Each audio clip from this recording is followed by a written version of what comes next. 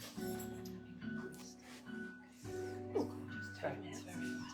think we should start. Yeah. Go for it. Hello everyone, and welcome to Hill House's Lifestyle Brand Showroom. Great to see such a good turnout. So today, for the next 45 minutes, we're going to be looking at how to grow your business and expand your brand. And we are in the expert hands of Suzanne Emery, who's going to chair the talk and introduce you to our panellists. Brilliant. Right, can everyone hear me? Yes? Good, okay. Thank you so much for coming today. I'm just going to do a little introduction, then we're going to deep dive into how to grow your brand. So without further ado, Helen Bygraves is the co-founder of Hill House Interiors, along with her good friend Jenny Wise. They've been running the business now for 28 years, and in that time they've grown the business to a 40-strong team of interior designers and architects.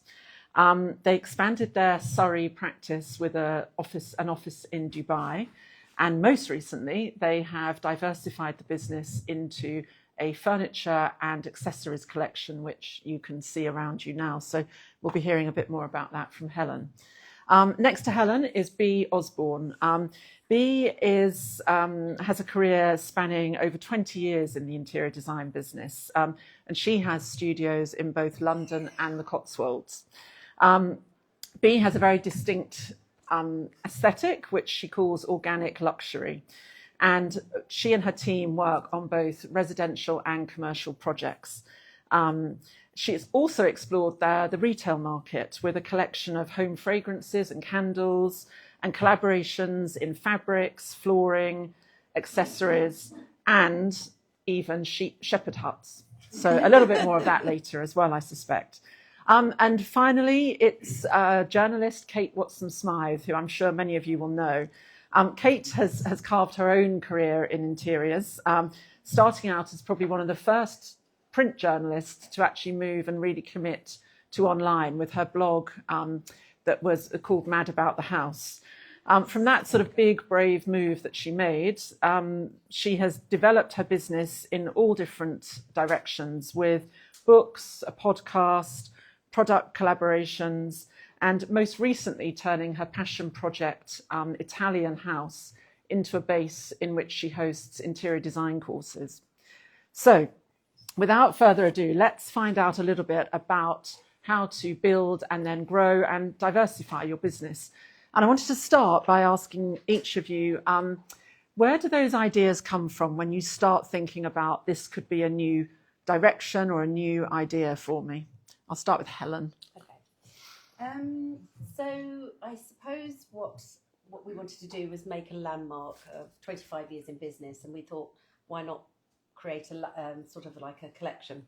And it started with a trimming collection, and the trimming collection, then we thought, well, what are we going to do with these trimmings? So we decided to put them on cushions, and the cushion collection evolved. And then from that we thought, well, perhaps we want to do something else with the cushion collection. So we sort of decided to do a furniture collection, and it went from 5 pieces to 10 pieces, and when we actually launched it, it was 27 pieces of furniture.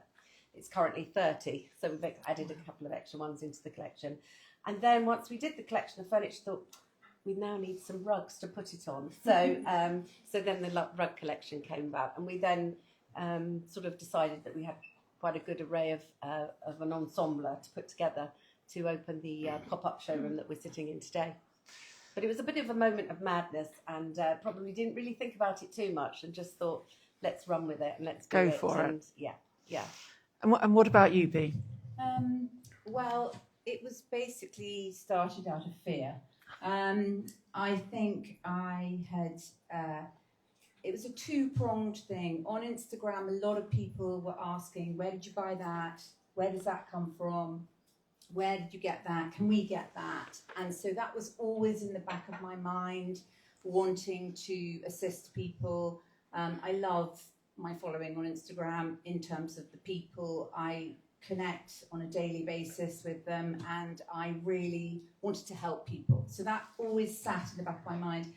Then I created a fragrance and a diffuser candle, room spray, and I was sort of debating what to sort of do with them, and then lockdown happened, and that was terrifying.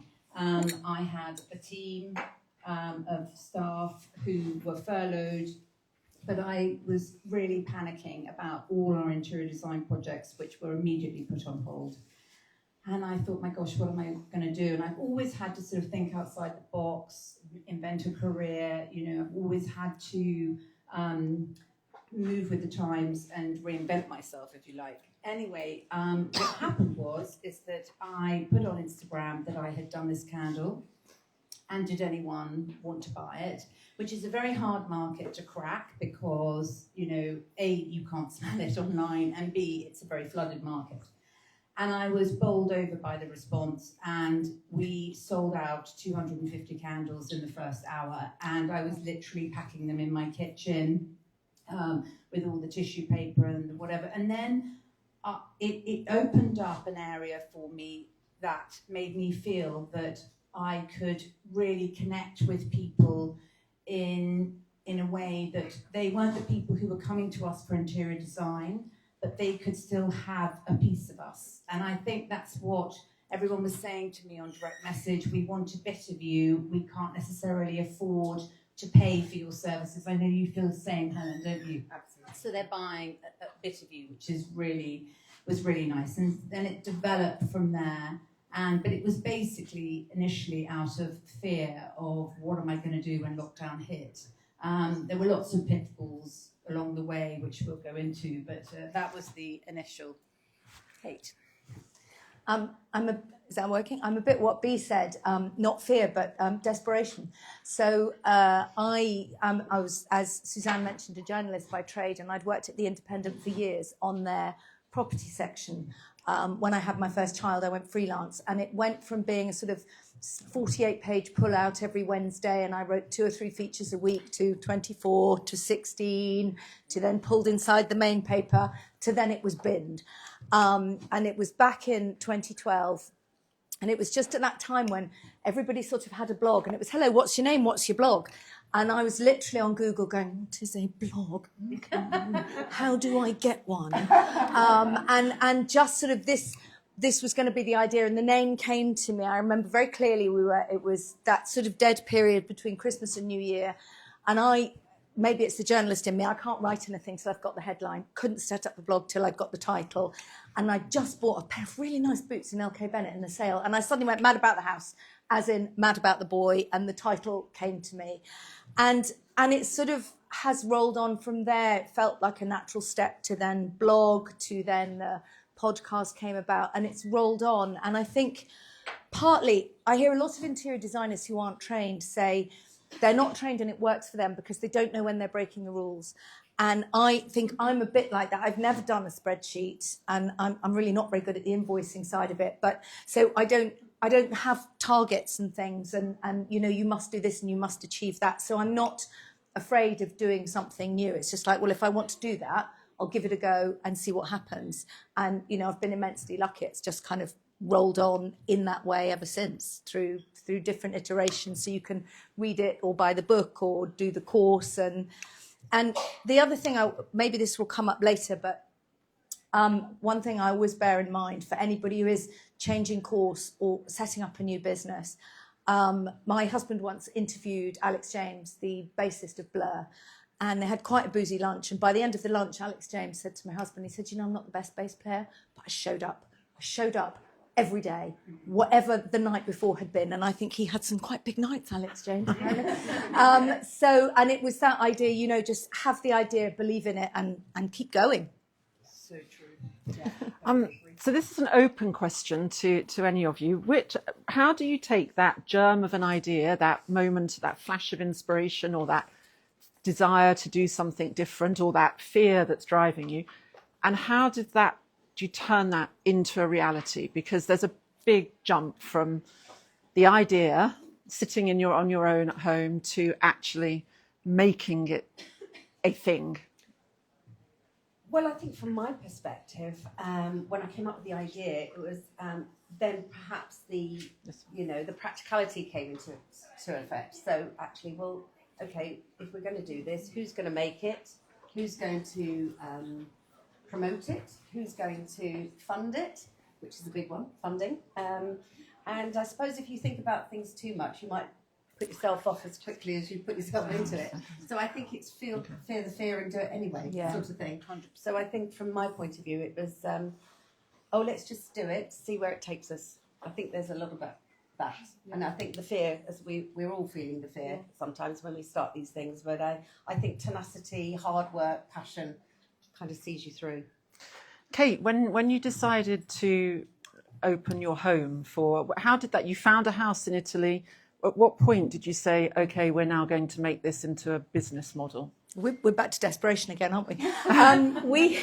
We'd always dreamed of having a house in Italy, and I said there's 3 ladies in the front row who heard me say this morning, so I apologise for repeating.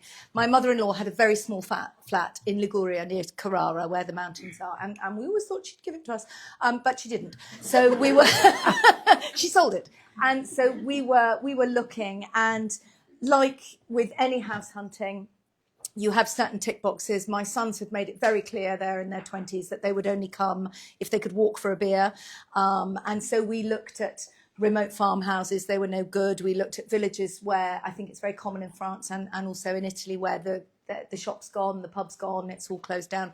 We found this beautiful village with schools, 3 restaurants, a shop. It was absolutely lovely. We fell in love with the house, but it had 24 rooms. So weirdly, our compromise was that it was really big, and we felt we wanted to share it, but also make it worthy of, let's have people to it and share this place and help them to discover it, and let other people use it as well, because it's too big for just us. But I'm not an Airbnb hostess, so I have to control how you come. So you have to learn about things.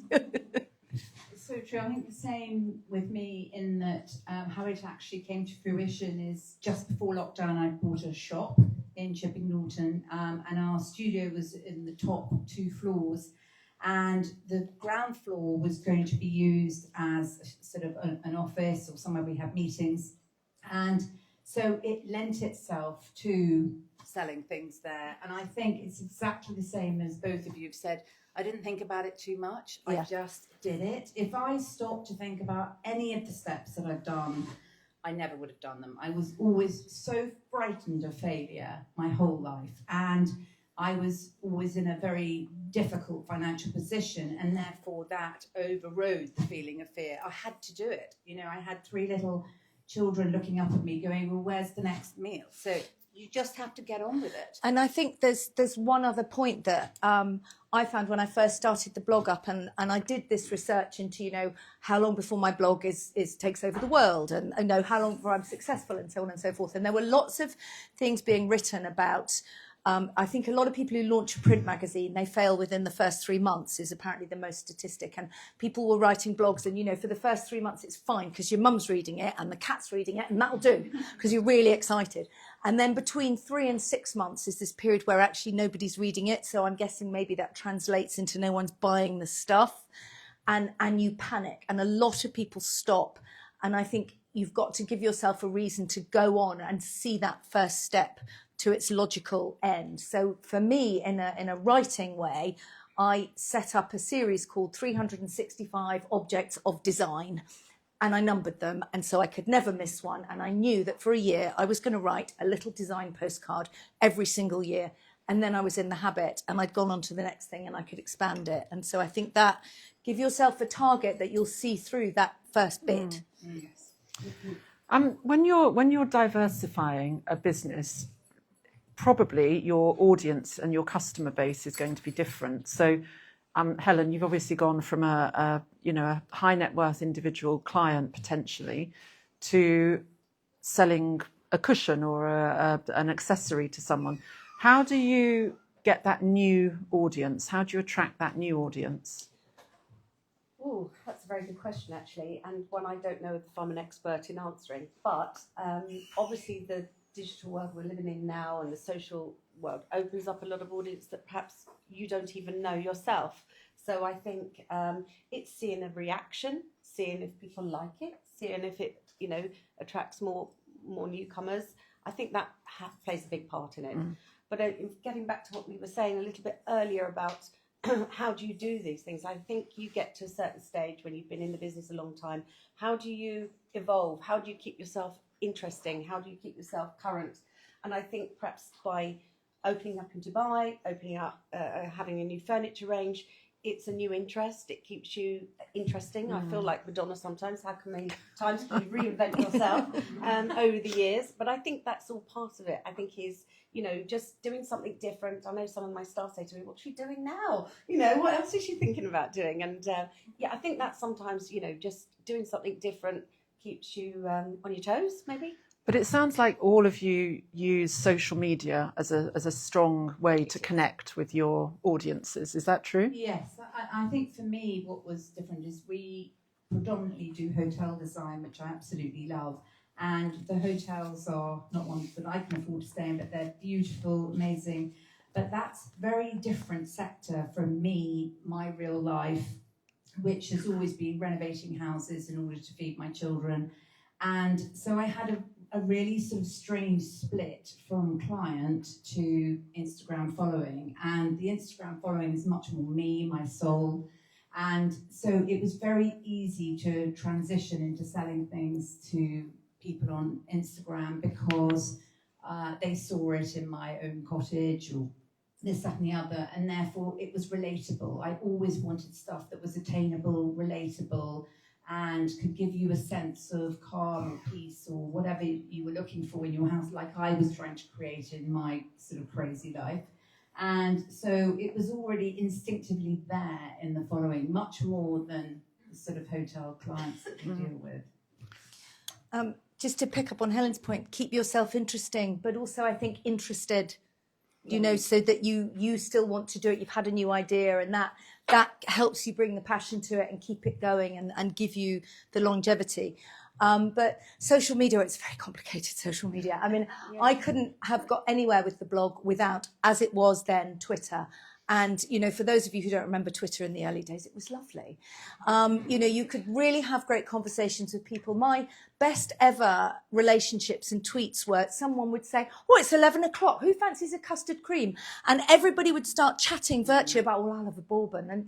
And it was really friendly. And it's quite different now. So we'll move on to Instagram, which is also complicated. But again, the thing I love about Instagram is, and I hate this word, but this democratization of design, from where I come from, and obviously Suzanne's background in print and particularly magazines, you could look at the pictures, but you wouldn't necessarily know where the thing came from because there was a good chance they'd tell you where the light came from, but not the sofa.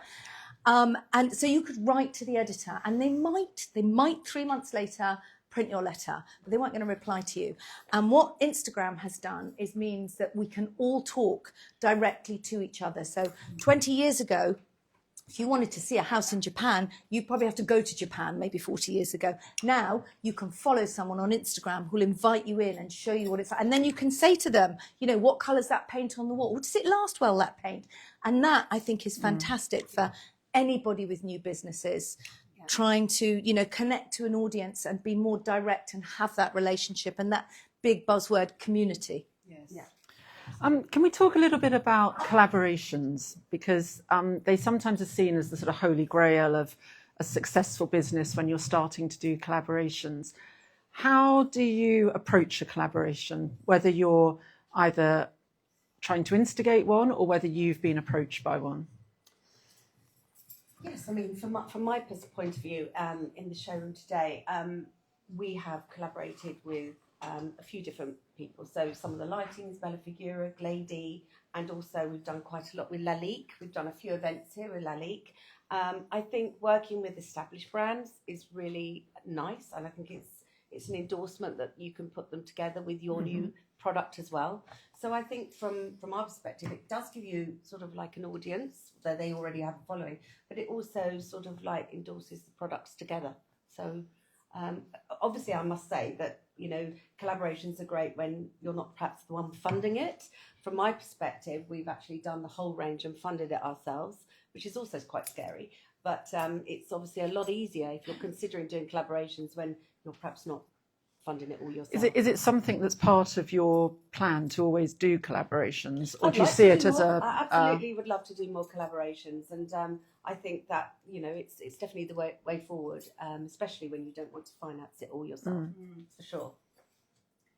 I think with collaborations, the first time I collaborated was with a paint company, and it all started because I was sort of mixing some paint myself to get a shade I particularly wanted in my cottage, and I got contacted by the paint company who said, would you like to sell that paint with us, make it and sell it? And I said, wow, yes please, love to. And then did a range with them, which are all deeply personal to me. They're all created by me at home with the paint company.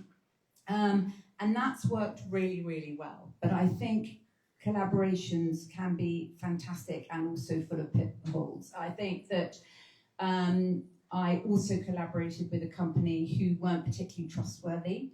And so every time they were saying, oh no, we haven't had any sales on that, no, and I knew they had, and I had to call them out the whole time. So I think you've got to be very careful.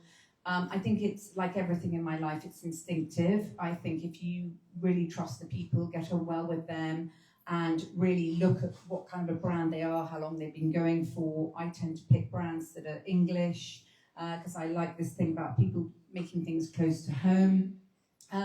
So I think it can be scary as well, but it's a great way to go forward. In fact, Sophie Patterson said to me years ago, you should do collaborations. It's a great way to create something without so much of your risk, if I'm being really honest. Yeah.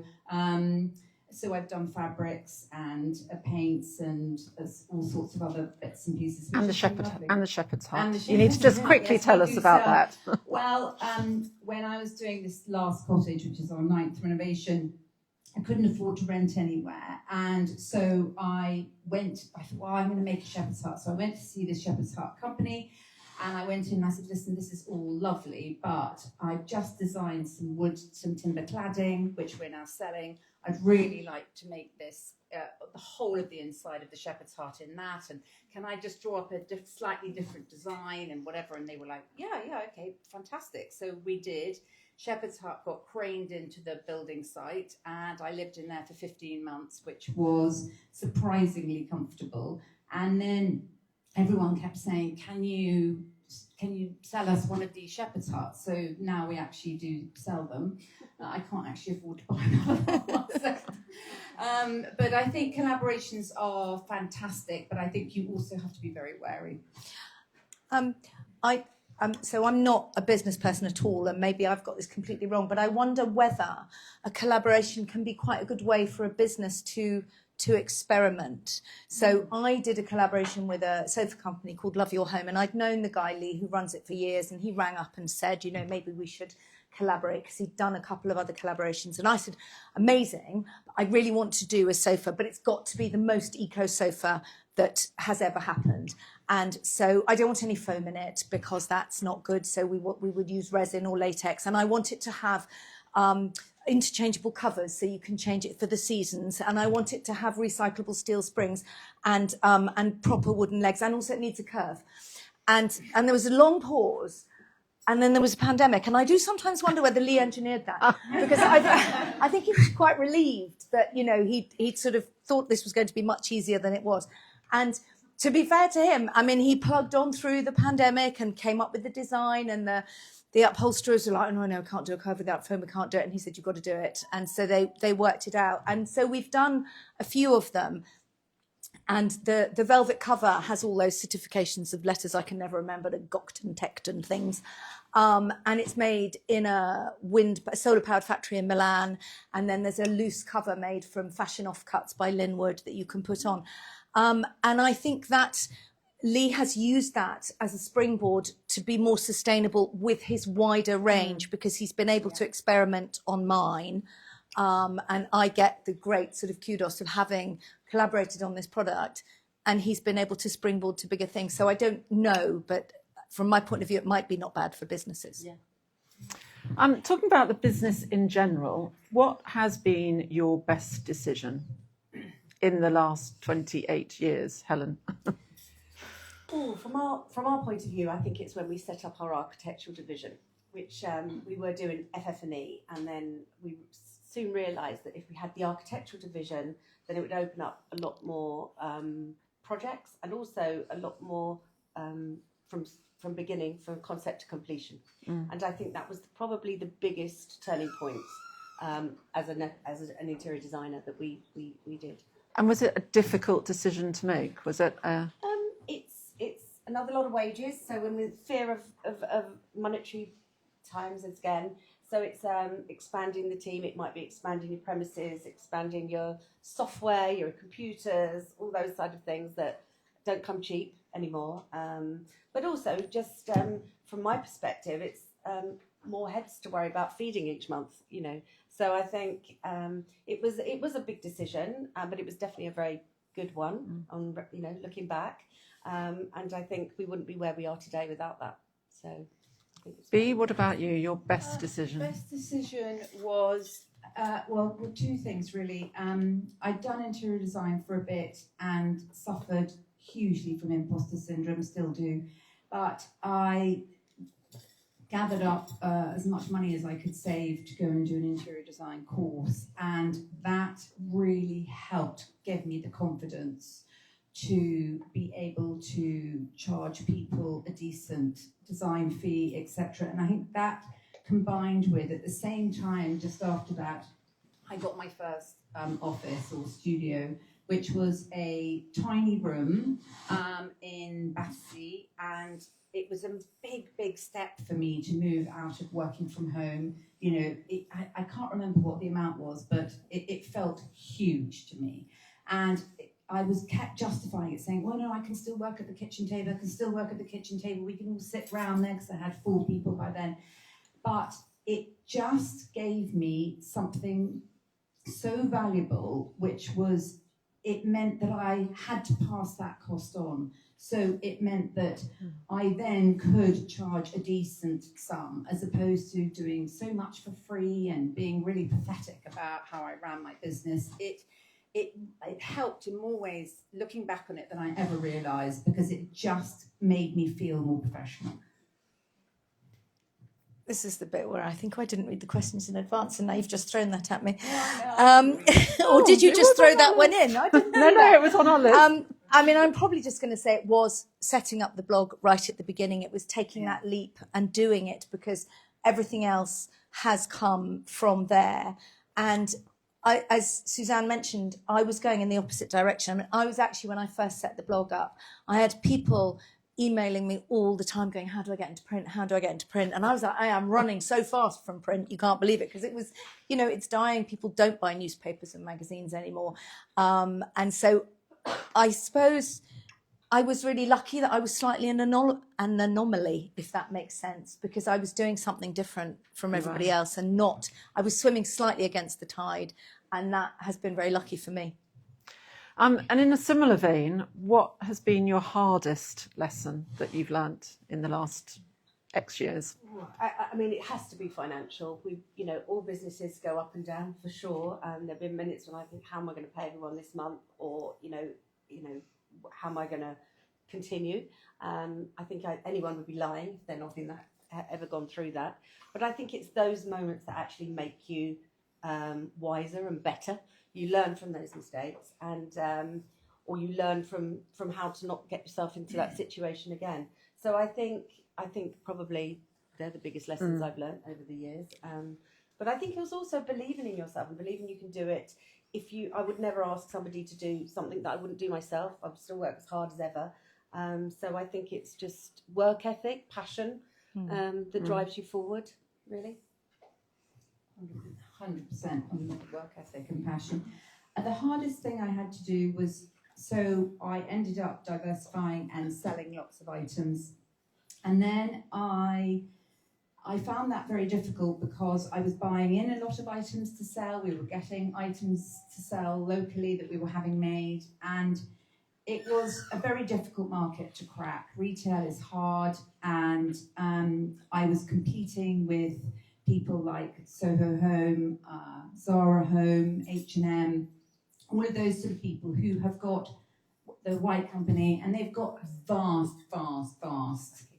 companies, buying in loads of quantities, and so they could undercut me every time. And I got to the point where I thought, I actually don't want to do that anymore. And it was a very difficult, having then reached out to people and said, okay, well, you can buy this, here it is in my house on the wall, you can buy it, to then actually going in a completely 360 direction of only selling things that we make personally and that you can't get anywhere else. Google Lens is an enemy of any interior designer, as I'm sure you'll all be aware.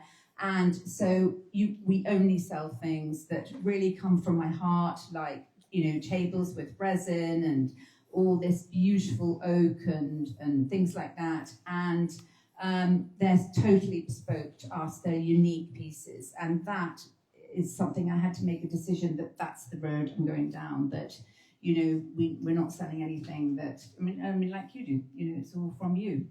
And, but that was hard because people keep saying to me, oh, do you not sell that anymore? And I'm like, no, sorry, I don't. But I want to start doing more of that. But it's very difficult on the price point. You're making a lovely mug locally by a wonderful potter, but that's going to cost a lot more. And how can you compete? So it's very difficult. Lots of pros and cons. Yeah.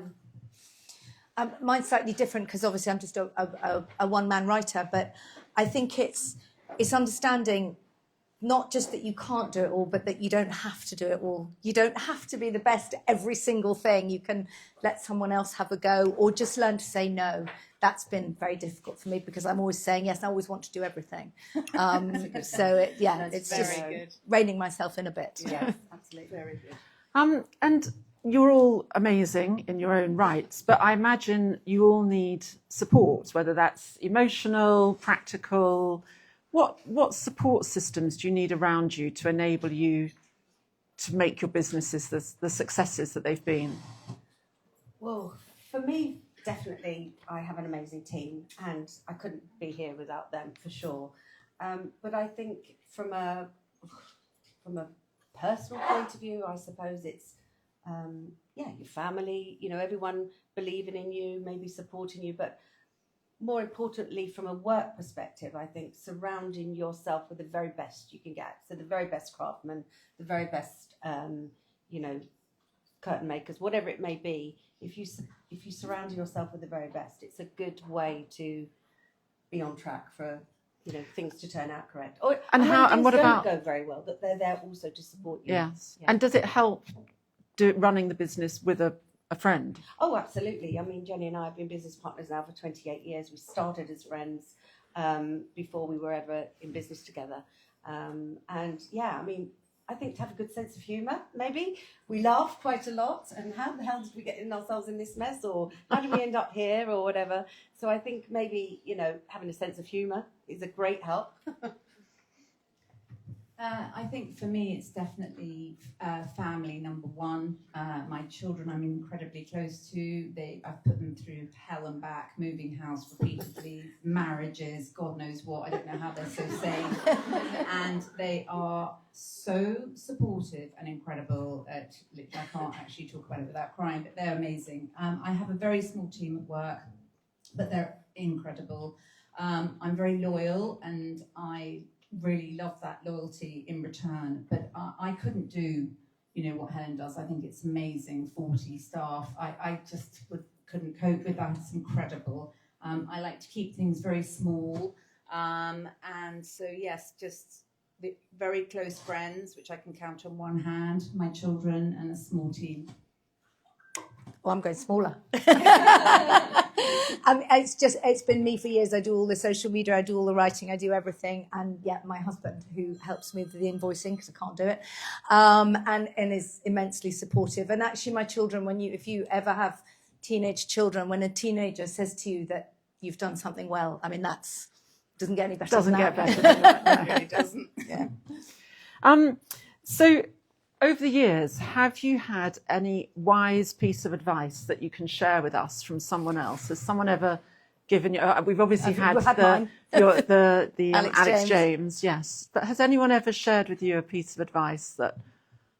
Someone did say that to me about the surrounding yourself with the very best, and I think that is something I've always taken with me. Yeah, surround yourself with the best you can possibly surround yourself with. Yeah. I think for me, someone said to me once years ago, I said, you know, I love creating houses, but I found it very hard to understand how I could monetize that. And they really highlighted to me that if you, I know this sounds such a cliche, but if you really can do your passion, whatever section that is of your world, then that will flourish. You know, just go for your passion. And, you know, I can't do CAD, can't do lots of things in interior design. And I used to think, oh, should I learn how to do that? No, get someone else in who can, but go with your instinct, your gut, your heart, and what really drives you. When I am, for instance, creating something, even if it's styling a table, it doesn't feel like work to me. I love it. And I think that if you do that and your passion drives you forward, somehow you will work out how to make that support you financially. Just something I've learnt on the way is that at the time I set up the blog, and I can't quite do the sums, but I was in my mid-40s, let's go with that.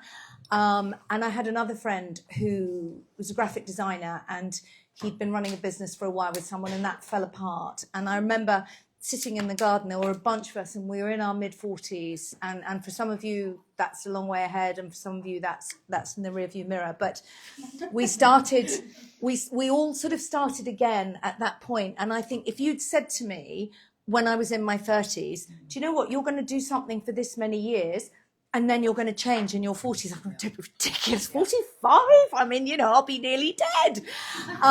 But that notion that you can have a second go round. I mean, in fact, my house in Italy is our third go round. It's another adventure. But so you can start again, and don't be afraid of doing that, because it's new, but you bring to it the experience and everything else you've had all the way along. And so it's, you know, it's never too late, because our generation, I think, we didn't have jobs for life. You know, our parents did, or grandparents. So the idea of having 2 or 3 careers along the way is not out of the way, and you can start again at any age. Yeah. So true. Actually, can I just tell you a very funny story? Last night I was chatting to Karen Howes, and we were saying, oh, you know, we did the interior designer's panto. She said, I said to Tim, I think I've got one more panto left in me. And I said after that, I said, Karen, why have you only got one more left in you? You know, you're not alone, and you could have 6 more in you. She said, oh, that's a good idea. Yes, maybe I am. So I think it's about your outlook and your perspective. Yeah. And talking of which, how do you balance especially when you're sort of trying to diversify, how do you balance the day job with this new passion project or that new idea that you've got bubbling under you? Because you're all, I imagine, very busy. So where do you find the time to have that headspace? Suzanne, you don't sleep. You work day and night. And you go on adrenaline. It's a half brain, I think. Pretty There's much, half doing I the would stuff say, you know, and there's half going, thinking about this, and I can plan that and plan that. And oh yes, you know, be half pound potatoes, please. No, but I could do this. The compartmentalising. Somehow you compartmentalise, definitely, I would say that. But I would say you go along this crest of a wave with on adrenaline and very little sleep, and coffee. It just drives you. Yes, I don't know how, but for me, that seems to be how I get through it. What about you? Well, I'm hoping someone can tell me the answer to that, because I have no idea how you balance it. I mean, it's literally drive, chaos, exhaustion, working all hours. I have a notepad beside the bed. I write copious notes in the night, and I think it's very hard to balance it in reality. I really, really do. I think you've just got to do it in the best way you can. And for me, you know, taking a walk outside amongst nature to sort of clear your head really helps. But writing things down, pulling in, delegate when you can to people you trust. It's very hard to balance it, though. Do you want to, to add to that? No, No, okay. So we did touch on this a little bit earlier, but what are the pros and cons? I mean, you're all running businesses. Do you look to try and get investment early on in new ideas, or do you prefer to self-fund or try and work things? How do you actually make that practical leap from, I've got this great idea, I want to make it into a new part of my business? Yes. I think that the practical leap into making it part of your business, or I've lost my train of thought there. Well, that whether you're looking for investment Yes, or... I think I'd had such a shocking experience with marriages and things, and had ended up losing a lot of money, which made me unbelievably controlling. So there was no way I was going to have an investor.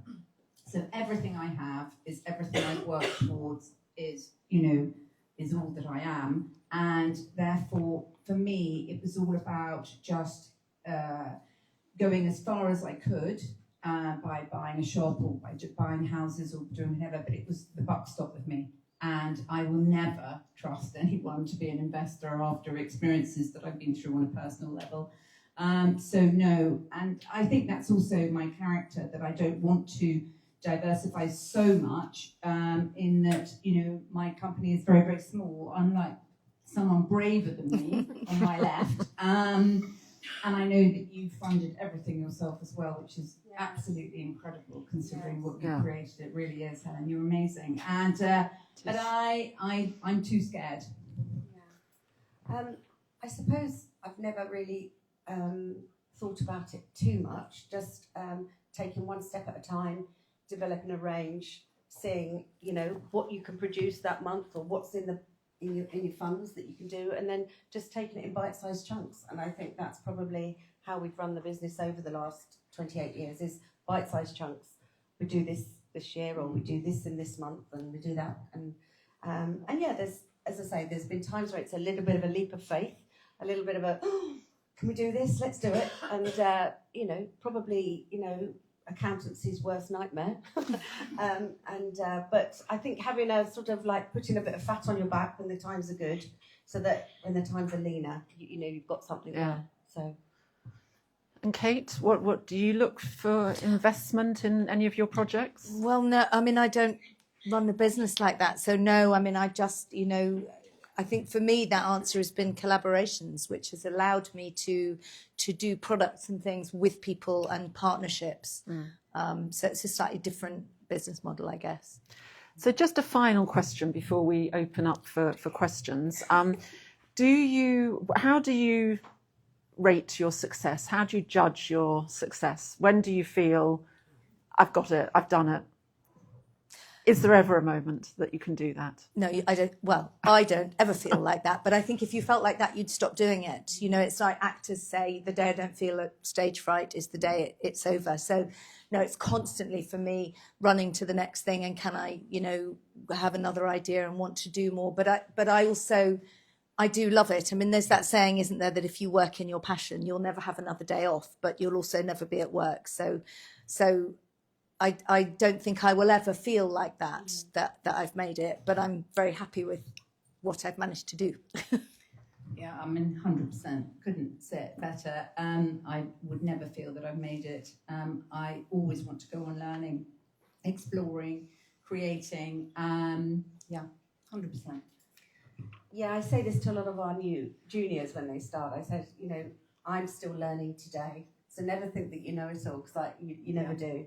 So, and the same for me, everyone says, oh, you're proud of what you do. I remember when we opened up this showroom and the Hill House Lifestyle, signage went up and they said, well, it's a really proud moment. I went, yeah. Well, we've got to do something. So I think it's sort of never really allowing yourself to maybe think that you're any bigger than you actually really are. Well, I think you should just take this moment to, acknowledge all your successes, because you've all done them incredibly well. Thank you so much for sharing some of your insights today. That was fantastic. Does anyone have a question that they would like to ask the panel? Yes? Oh, yes. Sort of indirectly answered, but I wondered if you did manage to travel or take holiday to get inspiration, or are you seriously always working? Well, one thing for me is before I actually came into interior design, I actually flew as crew for British Airways. And one thing I would say about travel generally, other than, you know, picking up, yes, definitely inspiration from our travels, but it's also, for me, it was actually mixing with different nationalities, different cultures, that actually has helped me so much in what we do now, because obviously we have clients from all over the world, and it's learning that culture and how to speak to them, how to deal with them, perhaps, you know, understanding what makes them tick, that has helped me enormously. But in terms of actually getting a holiday, I've had a week this summer. I absolutely love travel. I find it the greatest source of inspiration, you know, even if it's travelling to a new local town or a new farm shop or, you know, whatever. I think it takes many forms. But I find travel hugely inspiring. And when we're working abroad on projects, I do try and tack on a couple of days here or a couple of days there to go and explore and learn. I think travel is essential, really, really wonderful. Kate, have you had a holiday this summer? Well, it's difficult when because now I have the house in Italy, so I'm between the two. So in theory, yes, it's lovely to go to another place and I'm travelling, but also I've always got a shelf to put up and a door to paint, so I don't know if you'd call it holiday, but yes, travelling. Any other questions? Yes. Sorry, I might just add on to that. We're very fortunate that we've got projects at the moment in sort of all over the world. I mean, Marbella, and we've got Portugal, and we've got obviously Dubai Studio, and other places, Bahamas and places like that. So I'm very lucky that I can also tag on a few days when I'm working as well. Right, I think the lady at the... Just a quick question. If you've got any tips on collaborating with friends, because that's obviously... That tells you all you need to know. No, of course, but I think it depends on how well you know them and the trust element and what you're actually collaborating about. But, you know, I mean... That's one for Helen. Maybe set your objectives, set what you both want to get out of it, and... you know, if you achieved a certain goal that, you know, it's been a success. Yes, that's very good. Maybe both set your objectives. Very good advice. And there's a lady here. Any projects or products that you passed on that maybe you wish in retrospect you would have said yes to? Good question. I'd take that actually from the other side. When I was starting out, that I would say yes to things because I didn't have very many things.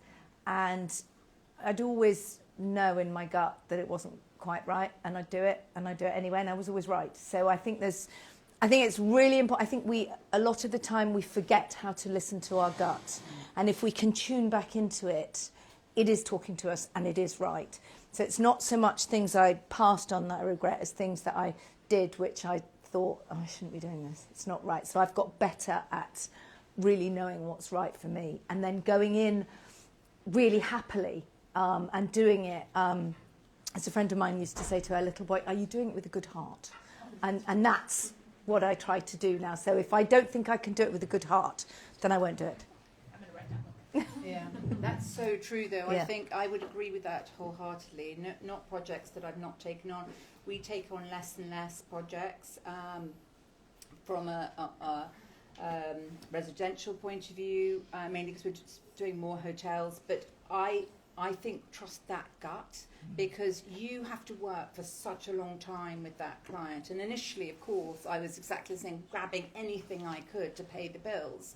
But now I've got much more discerning, and I trust my gut, because you know relationships that aren't potentially going to gel very well or may cause a, and you're right, they always are the ones, and you think, why did I do that? Isn't there that? There's a brilliant letter, because I used to get really involved in saying no and sort of, I can't because of this and I can't, and there was that, and then this boulder fell out of the sky, and even that's made it even, you know, and then it's that don't explain too much, just I'm so sorry I can't do that, and move on. And somebody, I can't remember who, wrote a letter saying no, I won't be able to do that for reasons I can't divulge at this time. And I'm desperate to say that to somebody.